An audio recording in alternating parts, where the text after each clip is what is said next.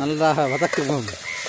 ஏற்கனவே வெங்காயம், தக்காளி, கறி மசாலா, பட்டை எல்லாம் போட்டு பார்த்தாச்சு. இப்போ அதுக்கடுத்து இஞ்சி பூண்டு பேஸ்ட்டு நல்லா எண்ணெய் பிரிகிற மாதிரி நல்லா வதக்கவும். நல்லா கிண்டன இது சமையல் பார்ட் 2ல் இப்போது சிக்கனை போட்டு நன்றாக வதக்கி கொண்டிருக்கிறார்கள்.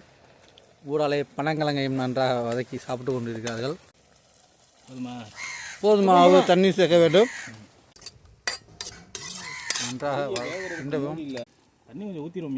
இந்தாங்க நீங்கள் குடிங்க. ஊடாக நல்லா கொதிக்க விட வேண்டும். எல்லாத்தையும் மிக்ஸ் பண்ண வேண்டும்.